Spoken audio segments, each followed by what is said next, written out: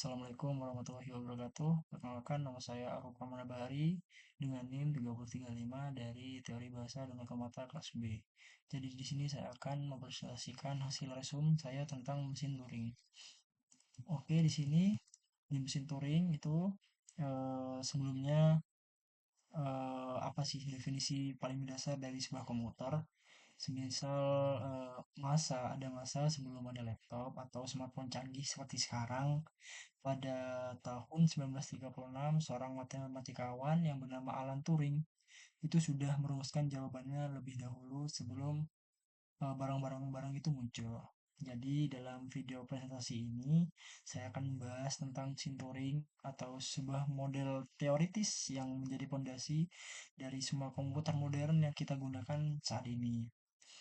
Kita akan membahas tentang konsep dasarnya, elemen penyusunnya, dan simulasi cara kerjanya.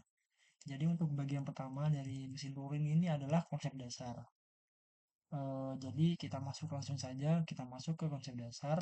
Jadi mesin Turing itu bukanlah semacam mesin fisik yang pada umumnya yang biasanya terdiri dari kabel dan besi.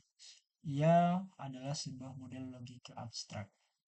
Bayangkan sebuah pita kertas yang panjangnya tidak terhingga. Pita ini dibagi menjadi kotak-kotak kecil, lalu ada sebuah alat pembaca yang biasa kita sebut dengan head yang bisa membaca, menulis, dan bergerak ke kiri atau ke kanan di pita tersebut.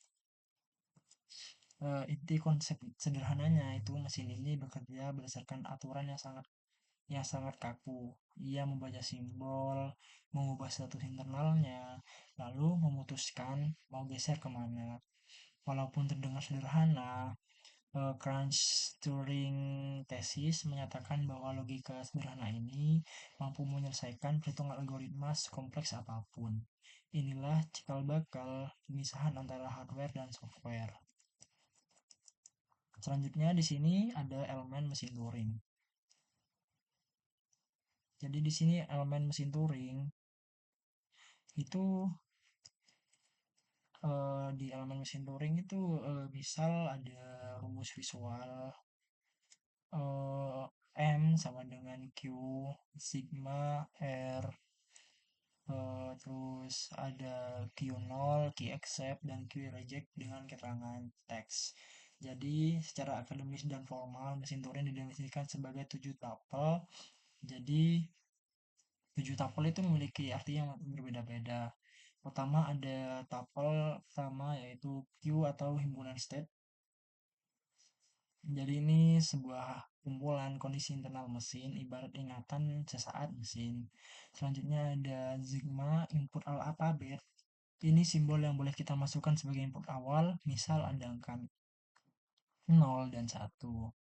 Kemudian ada R atau tab alfabet yang dimana ini semua simbol yang boleh ditulis di pita, termasuk simbol input tadi ditambah simbol khusus yaitu blank atau kotak kosong.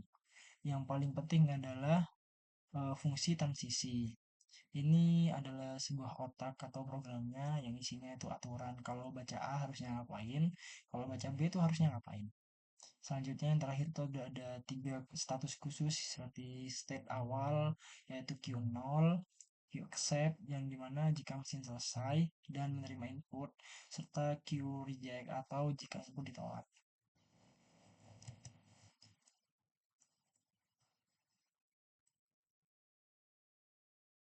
Nah di sini ada himpunan keadaan atau state Q, ini ada sigma, dan ini ada tab alfabet atau gamma, dan ini ada delta, dan ini ada state awal Q0, dan key accept dan key reject. Selanjutnya di sini kita lanjut ke contoh sederhana dari komputasi. Oke, di sini supaya lebih jelas, mari kita lihat contoh simulasinya. Misi kita adalah mengubah semua angka 0 menjadi angka 1 lalu berhenti.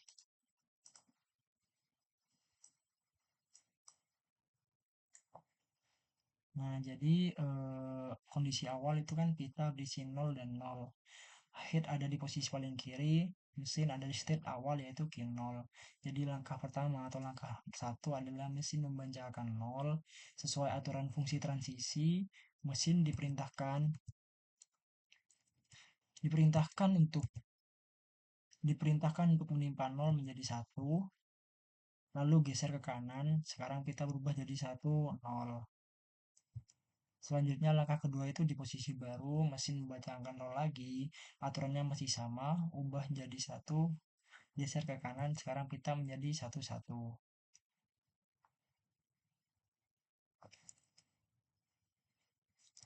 Selanjutnya langkah ketiga adalah sekarang hit membaca simbol blank atau kosong karena tidak ada lagi angka, dan aturannya bilang jangan ubah apa-apa dan masuk ke state exit. Jadi hasilnya itu mesin berhenti atau hold. Kita berhasil mengubah input 00 menjadi output 11. Ini mesin berhentinya menjadi hold 11.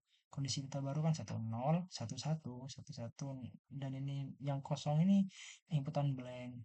Jadi kesimpulannya itu mesin Turing membuktikan bahwa komputasi yang rumit sebenarnya hanyalah rangkaian langkah-langkah mekanis yang sederhana, yaitu ada baca, tulis, dan geser. Jadi sekian penjelasan singkat mengenai mesin Turing. Semoga materi ini membantu pemahaman tentang teori otomata. Terima kasih telah menonton. Kurang lebihnya mohon maaf jika ada kesalahan kata. Assalamualaikum warahmatullahi wabarakatuh.